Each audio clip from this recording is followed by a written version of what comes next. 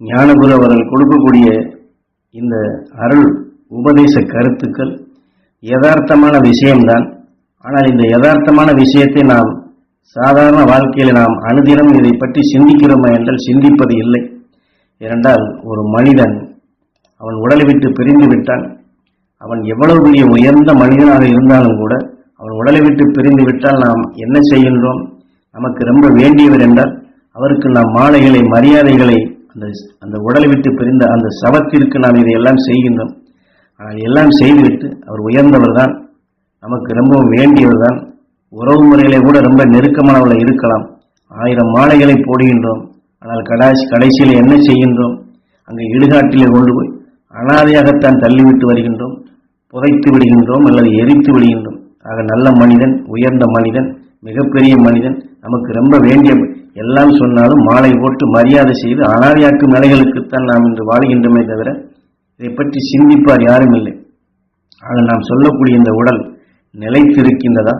நீடித்தனால் நமக்கு வரும் என்று உத்தரவாதம் இருக்க எதுவும் இல்லை.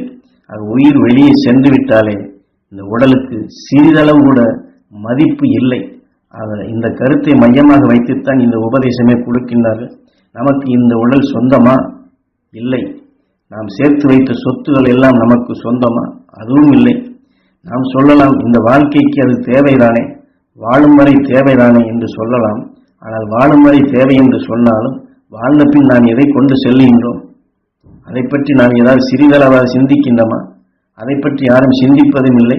மாலையை போட்டு மரியாதை செய்து கொண்டு போய் குப்பை குழியிலே தள்ளுவதுதான் நம்முடைய கடமையாக வைத்திருக்கின்றோம். வீட்டிலே கூட சிறிது நாள் கூட வைக்க முடிவதில்லை. ஆக அழியாத நிலைகள் நாம் பெற வேண்டும், நம் ஆன்மாவுக்கு அழியா சொத்தை சேமிக்க வேண்டும் என்று ஞானிகளும் மகரிஷிகளும் நமக்கு எவ்வளவு வகைகளிலே ஆன்மாவிற்கு சேமிக்க வேண்டியதான் சொத்து என்று சொன்னாலும் அந்த அகப்பொருளை, அந்த உண்மையான பொருளை, மெய்ப்பொருளை அறியக்கூடிய நிலைகள் காலத்தால் மறைந்து விட்டது. அதைத்தான் இங்கே இந்த வாழ்க்கையிலே நாம் சேமிக்க வேண்டிய அழியா சொத்து எது என்பதை நீங்கள் முடிவு செய்து வைத்துக் கொள்ளுங்கள் என்று ஞானகுரு இதிலே நமக்கு ஆணையிடுகின்றார்கள். அந்த மகரிஷிகளின் அருள் சக்தி நாங்கள் அனைவரும் பெற வேண்டும் ஈஸ்வரா, அது எங்கள் உடல் முழுவதும் படர வேண்டும் ஈஸ்வரா. இனி நடப்பது அனைத்தும் நல்லதாக இருக்க வேண்டும், அறிவின் ஞானமாக, உயர் ஞானமாக, மெய்ஞானமாக அது வளர்ச்சியின் பாதையிலே வர வேண்டும். அனைத்து நிலைகளும் எதிர்காலத்திலே சீரும் சிறப்புடன் ஞானிகள் காட்டிய வழியில் செயல்பட வேண்டும் என்று அந்த ஆசையைத்தான் நாம் கூட்ட வேண்டும். ஏனென்றால் எல்லாமே தான் செய்கின்றோம். ஏனென்றால் இதை கடமை என்றும் கர்மா என்றும் சொல்லிக்கொண்டு குடும்பத்திற்காக, கணவனுக்காக, மனைவிக்காக, குழந்தைக்காக, தாய் தந்தைக்காக, உடன் பிறந்தவர்களுக்காக, நண்பர்களுக்காக, தொழிலுக்காக, ஊருக்காக, உலகுக்காக என்று எத்தனையோ சொல்லிக்கொண்டு கர்மா கர்மா என்று கடமை கடமை என்று செயல்படுத்துகின்றோம். ஆனால் இந்த உடலிலே உயிர் இருக்கும் வரைதான் அதை செய்யப் போகின்றேன், இதை செய்யப் போகின்றேன், இதை செயல்படுத்தப் போகிறேன் என்று சொல்ல முடியும். உடல் நலிந்து நோயாகிவிட்டால் அல்லது ஈசன் வெளியே போய்விட்டால் அடுத்த கணம் நம்முடைய அத்தனை ஆசைகளும் உடனே நிராசையாகின்றது, இந்த உடலை நீசமாகி விடுகின்றது. ஆக முதலில் இந்த உடலை சிவம் என்று சொன்னாலும் கடைசியில் இதை சவம் என்றுதான் சொல்ல முடியும். ஆக நாம் சவமாக கூடிய இந்த உடலை பற்றி தான் நீடித்த நாள் நினைத்து கொண்டிருக்கின்றோம். ஆக யாரையும் குறை சொல்வதற்காக அல்ல, இந்த உண்மை பொருளை நாம் தெரிந்து கொண்டால் மெய்யை நாம் நேசிக்கக்கூடிய அந்த பண்புகள் வளரும். ஆகவே நாம் எதை மதிக்க வேண்டும்? அதைத்தான் குரு இங்கே கேள்வியாக கேட்டு நம் உயிரை மதித்தே ஆக வேண்டும், நம் உயிரை கடவுளாக மதித்தே ஆக வேண்டும். அந்த உயிரான ஈஸ்வருடன் நாம் ஒன்றித்தான் வாழ வேண்டும். யார் யாருடனோ பழகுகின்றோம், யார் யாருடனோ பேசுகின்றோம், யார் யாருடனோ மிகவும் நெருக்கமாக உறவாடுகின்றோம். ஆனால் நமது உயிருடன் நாம் உறவாடுகின்றோமா? உயிருடன் நாம் உரையாடுகின்றோமா? உயிருடன் நாம் நெருக்கமாக இருக்கின்றோமா? அவனை பற்றி நாம் சிந்திக்கின்றோமா? அவனுடன் நாம் இணைய வேண்டும் என்று விரும்புகின்றோமா? அதைத்தான் இங்கே கேள்வியாக எழுப்பி அந்த மகரிஷிகளின் ஞானிகள் எப்படி உயிரோடு ஒன்றினார்களோ, அவனுடன் அவனாக இணைந்து வாழ்கின்றார்களோ, அந்த மகரிஷிகளின் அணுசக்தி நாங்கள் பெற வேண்டும் என்று இதை நாம் வலுவாக்கிக் கொள்ள வேண்டும். அதை வலுவாக்கிய பின் இந்த உடலை விட்டு எப்பொழுது பிரிந்து சென்றாலும் நாம் அவனுடன் பழகிய நிலைகள் கொண்டு அவனுடன் இணைந்தே இருக்கலாம், அவனுடன் நிலைத்த நிலையாக இருக்கலாம்.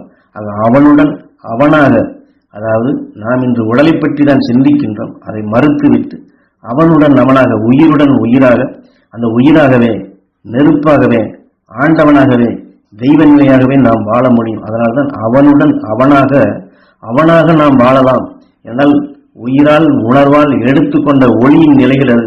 ஆகவே எப்பொழுதும் அவனுடன் தான் நாம் வாழுகின்றோம். ஆனாலும் இப்பொழுதும் நாம் அவனுடன் தான் வாழுகின்றோம், அவனாகத்தான் வாழ்கின்றோம். எப்படி? அவனை பற்றி அறியாதபடி அன்றாட வாழ்க்கையில் நாம் எதையெல்லாம் ஆசைப்பட்டு எண்ணி கேட்டு நுகர்ந்து பார்த்து எதையெல்லாம் கவர்கின்றோமோ அதில் எத்தனை இம்சைகளும் வருகின்றது, தொல்லைகளும் வருகின்றது.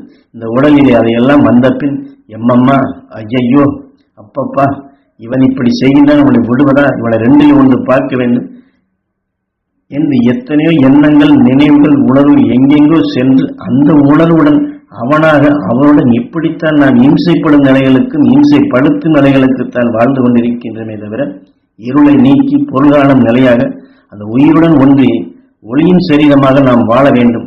அந்த நிலை பெறச் செய்வதற்குத்தான் இதை உங்களுக்கு உணர்த்துகிறேன் என்று சொல்லி நஞ்சினை வென்று உணர்வினை ஒளியாக மாற்றி அந்த மகிழ்ச்சிகளின் அறுவட்டத்திலே ஒளியின் சரீரமாக நாம் என்றும் இணைந்து வாழ வேண்டும். என்றும் நிலைத்த அறிவாக அங்கு ஒளி சரீரம் பெற வேண்டும். அதற்கு பெயர்தான் கல்கி. ஆக உயிர் ஒளியாக இருக்கின்றது, பல நிலைகளை வெல்லுகின்றது. மனிதனாக ஆன இந்த சரீரம் பெற்றால் நரசிம்மா, தீமைகளை நாம் பிளக்க வேண்டும். தீமைகளை பிளந்திடும் உணர்வுகளை நமக்குள் விளைய வைக்க வேண்டும். அந்த தீமைகளை பிளந்திடும் உணர்வுகள் ஒளியாக மாற்றப்படும் பொழுது அந்த ஒளியான உணர்வுகளை உயிரோடு ஒன்றி அதை சமைத்து அவன் வேறல்ல, அவன் ஒளியாக இருக்கின்றான், அழியாத நிலை இருக்கின்றான். எத்தகைய தீயிலே, நெருப்பிலே, அணுகுண்டிலே எதை சுட்டு பொசிக்கிறானோ இந்த உயிரை யாரும் அழிக்க முடியாது. ஆனால் உடல் கருகுகின்றது, உணர்வுகளும் கருகின்றது, உயிர் அழியாத ஒன்று. அவன் எப்படி அழியாத நிலையாக அறிவின் நிலையாக சுடர்விட்டு பிரகாசித்துக் கொண்டிருக்கின்றானோ அவனைப் போன்றே உணவை ஒளியாக மாற்றி அதைத்தான் உயிருடன் ஒன்றி கல்கி என்ற நிலையை அடைய வேண்டும். அது கல்கி எங்கேயோ இருக்கின்றான் நாம் என்று எண்ண வேண்டியதில்லை. நமது உயிர்தான் கல்கியாக நமக்குள் இயங்கிக் கொண்டிருக்கின்றது. அதிலே உணர்வுகள் வளர்ந்தது போல் அதனுடன் இணைந்து விட்டால் அவனாக நாம் ஆகின்றோம். அதுதான் வெளிச்சம், ஒளி, கார்த்திகேயா தெளிந்திடும் நிலையாக வருகின்றது. இந்த சூரிய வெளிச்சத்திலே சர்வத்தையும் எப்பொழுது பொருளை காட்டுகின்றதோ என்றுமே நிரந்தரமான அந்த வெளிச்சமாக நாம் இந்த உடலிலேயே அந்த இன்பமான நிலைகள் கொண்டு அவனுடன் இணைந்த நிலையில் பெற்றமென்றால் பேரின்ப பெருவாழ்வாக நாம் அடைகின்றோம்.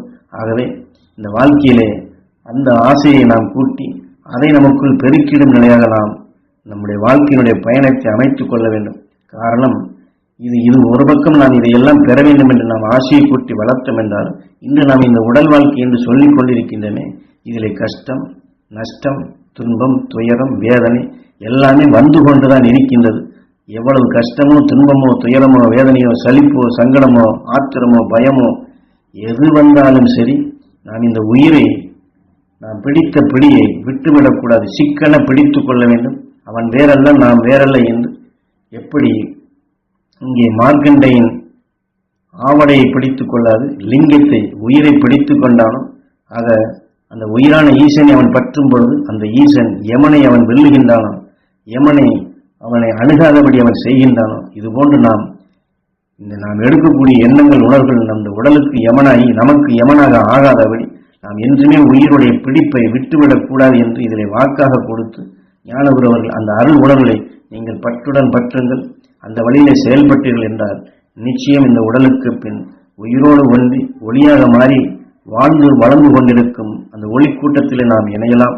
அவருடன் நாம், அதாவது அன்று மகரிஷிகளும் ஞானிகள் எப்படி மகிழ்ந்து பேரானந்த நிலையில் கொண்டு உறவாடினார்களோ அவருடன் இணைந்து அந்த பேர் உலகத்திலே என்றுமே மகிழ்ச்சியாக வாழலாம். இந்த சக்தியை நாம் அனைவருக்கும் பெறச் செய்யலாம். அனைவருக்கும் இந்த நல்வழியை புகட்ட முடியும். அனைவரையும் இந்த வழியில் அழைத்துச் செல்ல முடியும். ஆக இந்த நிலையில் ஒவ்வொருவரும் நீங்கள் பெறுங்கள் என்று ஞானகுருவிலே வாக்காக நமக்கு கொடுக்கின்றார்கள். உயிரை பற்றுடன் பற்றும் நிலையாகவே இந்த உபதேசம் அளிக்கின்றார்கள்.